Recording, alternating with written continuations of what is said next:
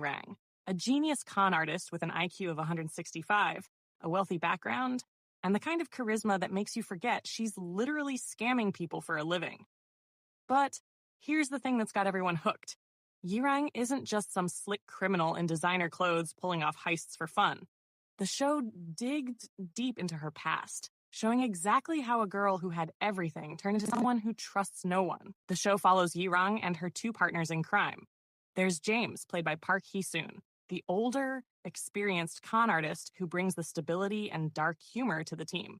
Then there's Myung Gu-ho, played by Joo Jong-hyuk, who's the youngest of the trio and honestly the emotional heart of the whole operation. He's more idealistic, more pure, and here's where it gets interesting. He has a childhood connection to Yi-rang that adds this whole other layer of tension to everything they do. Fans are absolutely eating up the chemistry between the three leads. One viewer on Reddit said the dynamic between Park Min-young and Joo Jong-hyuk specifically carries so much weight that you forget you're watching people commit actual crimes.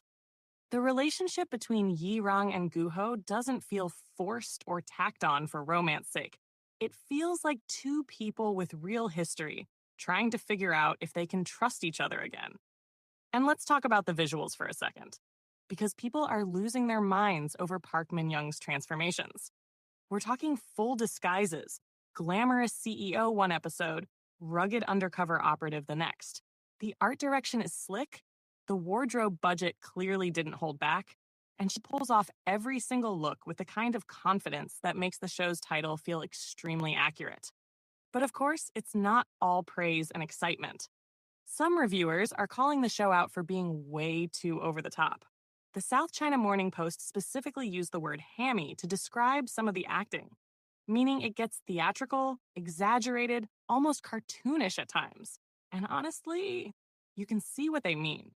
The show bounces between serious, emotional drama and full-on slapstick comedy in ways that don't always land smoothly. One minute you're Yi-rang processed childhood trauma, the next minute someone's in a ridiculous disguise doing pratfalls. The tonal whiplash is real. Then there's the question of believability. Some of the cons these characters pull off are so elaborate, so perfectly timed, that viewers are starting to roll their eyes. It's the classic heist show problem. When everything goes too smoothly, you stop feeling the stakes. A commenter on an online forum said, "I love the concept, but some of these schemes are beyond what I can suspend disbelief for. It's like watching a video game where the main character has cheat codes." There's also been talk about uneven character development. The spotlight is heavily on Yi-rang and Gu-ho, which makes sense since they're the emotional core. But that means some of the supporting cast ends up feeling flat or surface level. They show up, serve their purpose in the con, then disappear into the background without much depth. For a show that's trying to balance spectacle with real human stakes, that's a weak point missing. And then there's the concern that has nothing to do with the script or the plot. It's about Park Min-young herself. During promotions and in recent episodes, viewers started commenting on how noticeably thin she looks. The weight loss sparked enough worry online that she actually addressed it publicly, saying she's eating 3 full meals a day. But you can still see people in the comment sections expressing concern, with some saying the pressure on actresses in the industry to look a certain way is clearly taking a toll. Park Min-young isn't new to this. She's been in the game since 2005, studying at Dongguk University before breaking out in dramas like Sung Kyung-kwan's Scandal, City Hunter, Healer, What's Wrong with Secretary Kim, Forecasting Love and Weather, and Marry My Husband. She's a veteran, which is exactly why fans are worried. They've watched her career for nearly 2 decades, and they notice when something feels off. But back to Confidence Queen itself. What people seem to love most is that it gives us a female lead who isn't relying on romance or physical strength to drive the plot. Yi-rang is smart, like scary smart. She outthinks everyone in the room, stays 5 steps ahead, and uses her brain as her weapon. That's refreshing in a landscape flooded with the same romance drama formula on repeat. One fan on Twitter said, "Finally a woman leading a con artist drama who isn't just the love interest or the sidekick. She's the mastermind, and it's about time." Others are less convinced. They worry the show leans too hard into spectacle, the big set-piece cons, the glamorous locations, the constant costume changes, and sometimes loses sight of what actually matters: the characters, the emotional stakes, the real consequences of the choices they're making. When the show focuses on Yi-rang's internal conflict, on her guarded nature and the walls she's built because of her past, it works beautifully.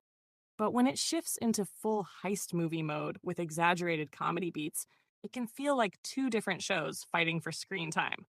Pacing has also been an issue for some viewers. There are stretches where the show gets so wrapped up in explaining the mechanics of a con, how they'll pull it off, who's playing what role, what the backup plan is, that the larger story kind of stalls out. You end up caring more about whether the scam works than whether Yi-rang actually grows as a person or finds any kind of peace. Still, the global interest is undeniable. The fact that Confidence Queen cracked Amazon Prime's worldwide rankings so quickly shows that there's a massive audience hungry for this kind of content. People want to see Park Min-young in a role that challenges her, that lets her be something other than the sweet romantic lead. They want to see a woman who's flawed, complicated, dangerous, and still somehow sympathetic. And that's the real magic of Yi-rang as a character. She's not just a con artist for the thrill of it. She's someone who got hurt, who got betrayed, who learned early that the world isn't safe and the only person you can count on is yourself. Some critics say the show doesn't do enough with its supporting cast. Others say it tries to do too much and ends up scattered. But almost everyone agrees on one thing: Park Min-young is giving it everything she's got. Whether the writing always serves her or not, she's fully committed to making Yi-rang feel real, layered, and worth rooting for, even when she's doing terrible things. So where does that leave Confidence Queen? It's messy, it's ambitious, it's uneven, but it's also bold enough to center a woman who's intelligent, morally gray, and unapologetically in control of her own story. For some viewers, that's more than enough. For others, the tonal inconsistencies and over-the-top moments keep it from reaching its full potential. One thing's for sure, though: people are watching. They're debating. They're dissecting every episode online and picking apart the cons and the costumes and the chemistry. And in a world where so many shows just come and go without making a dent, Confidence Queen is at least making people feel something. Whether that feeling is excitement, frustration, concern, or all three at once, it's keeping the conversation alive. And maybe that's the biggest con Yi-rang ever pulled: getting us all invested in whether she wins or loses, even when we know we probably shouldn't be rooting for her in the first place.